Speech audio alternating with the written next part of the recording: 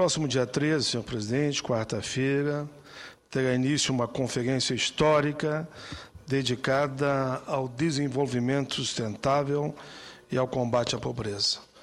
Eu falo do evento Rio+20, a conferência que se estenderá até o dia 22, irá reunir os 193 países das Nações Unidas.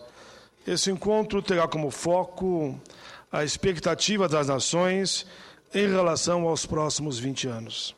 Afinal, em 2030 teremos 1 bilhão a mais de pessoas e precisamos pensar no que queremos, naquilo que precisa estar pronto até lá.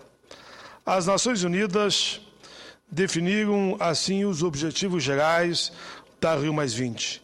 Renovação do compromisso político dos países com o desenvolvimento sustentável, avaliação do progresso nessa área e a identificação de gargalos e novos desafios e a implementação das ações previstas nas conferências anteriores. O Brasil ocupa um lugar privilegiado quando o assunto é natureza, ou seja, nós abrigamos, por exemplo, a maior biodiversidade e, por consequência, o maior banco genético do mundo.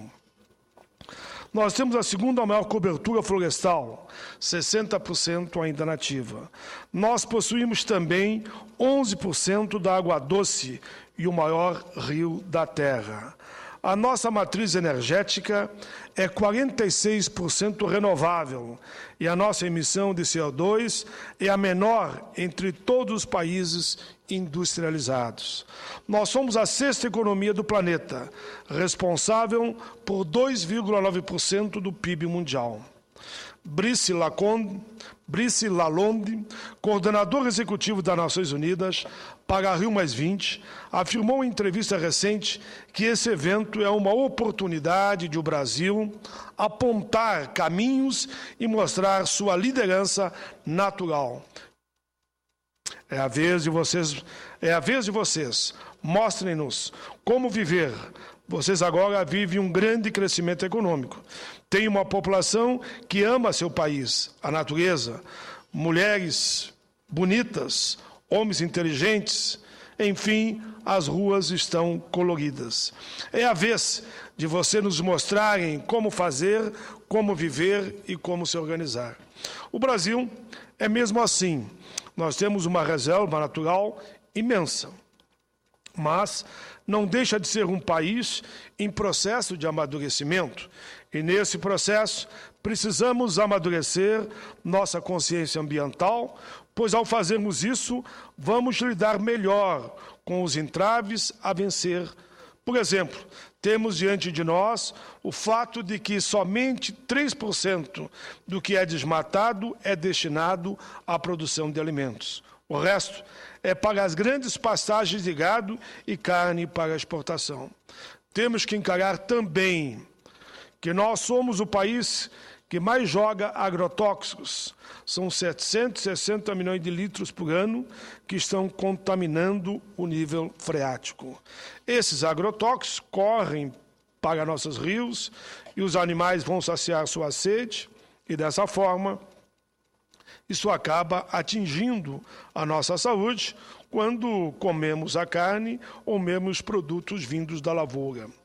Outro caso, o IBAMA apreendeu recentemente, e isso é grave, 7,7 toneladas de barbatanas de tubarão armazenadas em uma empresa de exportação de pescado em Belém, lá no Pará. Afirma que estava pronta para mandar o material para a China, não podia comprovar e não pode comprovar a legalidade do produto. Em todo o planeta está ocorrendo um verdadeiro massacre que vem dizimando os tubarões. Nas últimas 2 décadas, vem crescendo muito a demanda e o preço da barbatana do animal, que é usada para fazer uma sopa considerada uma iguaria, é muito usada na Ásia, nos Estados Unidos e no Canadá. Como é obtida esta barbatana? Geralmente por meio de uma prática cruel. Eles capturam o tubarão, cortam suas nadadeiras e jogam o corpo mutilado no mar, submetendo o animal a uma morte agonizante. Essa prática tem levado algumas espécies ao risco de extinção, já que muitos animais precisam por essa agressão violenta, ser mutilados para obter uma quantidade razoável de barbatanas. São verdadeiros assassinatos. Segundo o IBAMA, desde 2009, já foram apreendidas 15,7 toneladas do material, somente no estado do Pará. E, para isso, cerca de 7 mil tubarões foram covardemente mortos. Existe uma portaria do IBAMA que determina que o peso das barbatanas não ultrapasse 5% do total de um lote de carcaça. No entanto, temos o problema de que é praticamente impossível fiscalizar todas as embarcações. O massacre dos tubarões ameaça a existência de outros seres abaixo deles na cadeia alimentar, porque quando eles são retirados de cena, ocorre um boom na quantidade de indivíduos de outras espécies. Senhor presidente, esses últimos dados que mencionei foram citados pelo nosso querido teólogo Leonardo Boff, em entrevista especial que a TV Senado realizou em 14 de maio. Para essa entrevista foram convidados também o ministro do STJ, Herman Benjamin, e o senador Rodrigo Hollenberg, presidente da Comissão de Meio Ambiente aqui do Senado. Eu cito essa entrevista porque quero falar especialmente nesse pronunciamento sobre o tema que foi tratado lá, ou seja, a Carta da Terra, documento da mais profunda importância para a Rio+20, para a realização dos nossos anseios em relação à defesa do nosso planeta. Documento fundamental para a elaboração de políticas públicas para o próprio trabalho do legislador, do juiz, que se dedicam à defesa do meio ambiente. Na entrevista, o Leonardo Boff chamou a atenção para o fato de que, diz o Leonardo Boff, nós encostamos nos limites da Terra. Nós demos conta de que a Terra é um planeta pequeno, já velho, com recursos limitados e que ele gasta 1 ano e meio para repor aquilo que nós tiramos durante 1 ano. O Brasil precisa desenvolver a consciência de que somos um país decisivo para o equilíbrio global do planeta Terra. A Carta da Terra é a busca de uma nova relação com a natureza, que seja eco-amigável. O ministro Herman Benjamin lembrou: o Brasil é um dos países que tem a melhor legislação do mundo, tem um plano, tanto no plano constitucional, suas regras são extraordinárias, como também nas várias normas que regram os fundamentos do meio ambiente. A Carta da Terra entra como uma espécie de cola que une as várias facetas que dialogam com a crise ambiental e o direito, então, se aproveita da Carta da Terra para garantir a defesa do planeta. Para nós, brasileiros, a Carta da Terra não inventa a roda. Ela apenas põe numa perspectiva ética de sustentabilidade, como o que fez Leonardo. Leonardo diz: não é do desenvolvimento sustentável, mas é da sociedade sustentável. E ela põe a nossa Constituição, as nossas leis, numa perspectiva universal de trabalhar com a comunidade em defesa da vida. Rodrigo Hollenberg, nosso senador, disse: a Carta da Terra pode ser um bom guia, um bom instrumento para apontar caminhos para Rio+20. Ela é uma declaração de amor ao planeta, uma declaração de amor a todas as formas de vida. Ela aponta caminhos indispensáveis para a continuidade da vida em sua plenitude. Senhor presidente, a Carta da Terra, como eu disse, é um texto de imensa riqueza para nós. Em 1992, por ocasião da Cúpula da Terra, no Rio de Janeiro, foi proposta a construção desse documento, mas a ideia não vingou. Em seu lugar, foi adotado a Declaração do Rio sobre o meio ambiente e o desenvolvimento. Dessa forma, a Agenda 21,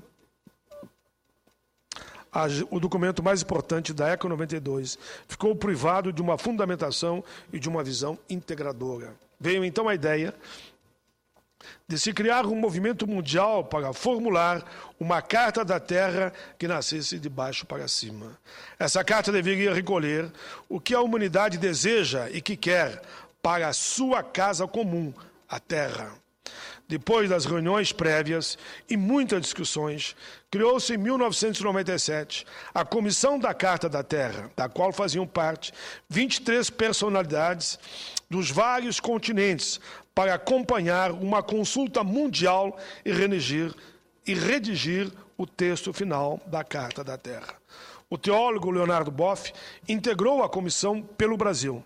Leonardo Boff informou que foram realizadas reuniões que envolveram 46 países, mais de 100 mil pessoas, desde favelados, comunidades indígenas, universitários, centros de pesquisas, até que, em início de 2000, no espaço da Unesco, em Paris, o texto final da Carta da Terra foi aprovado.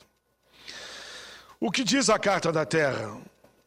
Nas palavras de Leonardo Boff, para termos uma visão mais ampla sobre esse documento importante, ele diz: a Carta da Terra é uma declaração de princípios éticos fundamentais para a construção do século XXI de uma sociedade global, justa, sustentável e pacífica.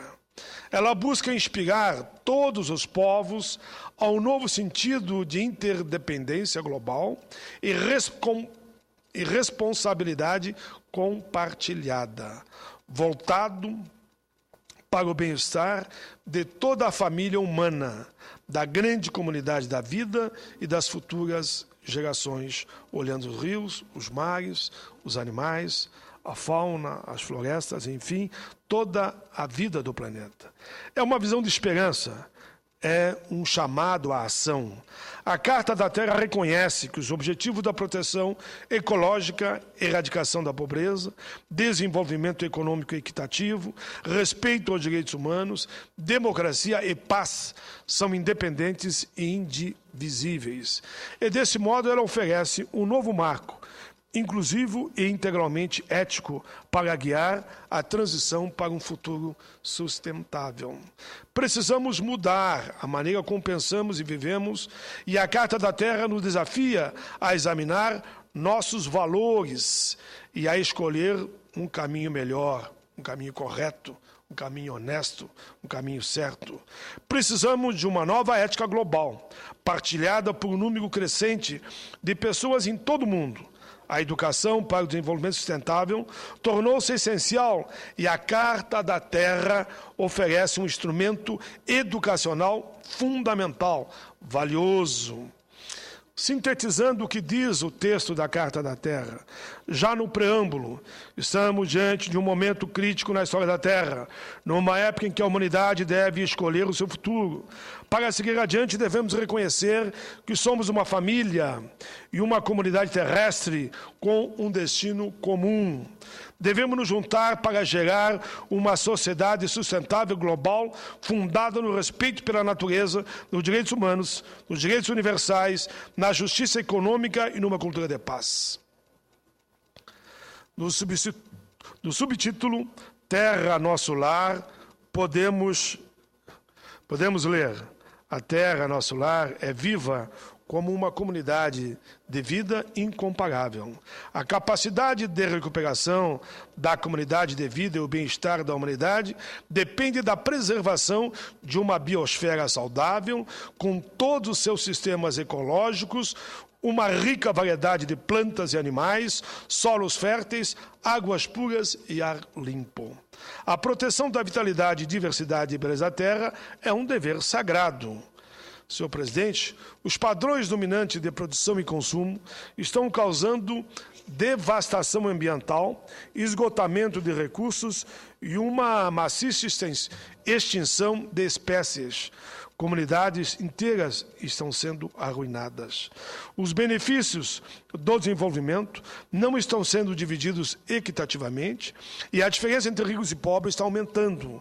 A injustiça, a pobreza, a ignorância e os conflitos violentos têm aumentado e são causas de grandes sofrimentos. O crescimento sem precedentes da população humana tem sobrecarregado os sistemas ecológicos e trazendo problemas no social. As bases da segurança global estão ameaçadas. Essas tendências são perigosas, mas não inevitáveis, depende de nós. Os desafios futuros, senhor presidente. A escolha é nossa, formar uma aliança global para cuidar da terra e uns dos outros ou arriscar a nossa destruição e a destruição da diversidade da vida. São necessárias mudanças fundamentais em nossos valores, instituições e modos de vida. Nossos desafios ambientais, econômicos, políticos, sociais e espirituais estão interligados e juntos podemos forjar soluções inclusivas. Para realizar essas inspirações, devemos decidir viver com um sentido de responsabilidade universal, identificando-nos com a comunidade terrestre como um todo, bem como com as nossas comunidades locais. Somos, ao mesmo tempo, cidadãos de nações diferentes e de um mundo no qual as dimensões local e global estão ligadas. Cada um compartilha a responsabilidade pelo presente e pelo futuro, buscando o bem-estar da família humana e de todo o mundo dos seres vivos. O espírito da solidariedade humana e de parentesco com toda a vida é fortalecido quando vivemos com reverência o mistério da existência, com gratidão pelo dom da vida e com humildade em relação ao lugar que o ser humano ocupa na natureza. Senhor presidente, princípios resumidos da Carta da Terra: respeitar a terra e a vida em toda a sua diversidade, cuidar da comunidade da vida com compreensão, compaixão e amor. 3. Construir sociedades democráticas que sejam justas, participativas, sustentáveis e pacíficas. 4. Garantir as dádivas e a beleza da terra para as atuais e futuras gerações. 5. Proteger e restaurar a integridade do sistema ecológico da terra, com especial preocupação pela diversidade biológica e pelos processos naturais que sustentam a vida. Prevenir o dano ao ambiente como o melhor método de proteção ambiental e, quanto o conhecimento for limitado, assumir uma postura de precaução, de prevenção. Adotar padrões de produção, consumo e reprodução que protejam as capacidades regenerativas da terra, os direitos humanos e o bem-estar comunitário. Avançar o estudo da sustentabilidade ecológica e promover a troca aberta e ampla, aplicando o conhecimento adquirido. Erradicar a pobreza como um imperativo ético, social e ambiental. Garantir que as atividades e instituições econômicas em todos os níveis promovam o desenvolvimento humano de forma equitativa e sustentável. Afirmar a igualdade e a equidade de gênero com pré-requisitos para o desenvolvimento sustentável e assegurar o acesso universal à educação, assistência de saúde, combater a violência e buscar oportunidades para todos. Defender sem discriminação os direitos das pessoas a viver em ambiente natural e social, capaz de assegurar a dignidade humana, saúde corporal e o bem-estar espiritual, concedendo especial atenção aos direitos dos povos indígenas, quilombolas, enfim, as minorias. Fortalecer as instituições democráticas em todos os níveis e proporcionar-lhes transparência, prestação de conta no exercício do governo, participação inclusiva na tomada de decisões e acesso à justiça. Por fim, integrar na educação formal e na aprendizagem, ao longo da vida, os conhecimentos, valores e habilidades necessárias para um modo de vida sustentável.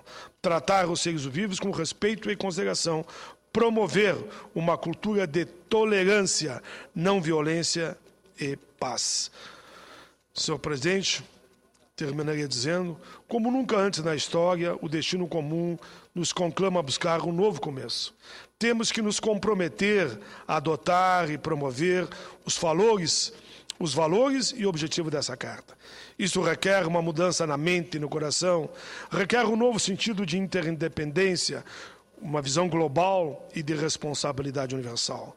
Nossa diversidade cultural é uma herança preciosa e diferentes culturas encontrarão suas próprias e distintas formas de realizar essa visão. Devemos aprofundar e expandir o diálogo global que gerou a Carta da Terra, porque temos muito que aprender a partir dela. Que o nosso tempo seja lembrado pelo despertar de uma nova reverência face à vida, pelo compromisso firme de alcançar a sustentabilidade, a intensificação dos esforços pela justiça, pela paz e alegre celebração da vida. Senhor presidente, como presidente da Comissão de Direitos Humanos, só posso bater palmas para a Carta da Terra. Espero, senhor presidente, que a Organização das Nações Unidas, que está construindo um documento com propostas para a conferência, segundo a entidade da sociedade civil e militante de direitos humanos, acompanhe e use a Carta da Terra com esse objetivo. Estados Unidos, França, Canadá e Austrália negam-se a tratar o acesso aos recursos naturais, por exemplo, como um direito humano, o que nós não podemos concordar. Por conta de retirada de direitos básicos, representantes da sociedade civil endereçam carta com o apoio de mais de 500 organizações de 67 países ao secretário-geral do Rio +20, o chinês Sakang. Afirmaram aí, senhor presidente, outras entidades a defesa da Carta da Terra.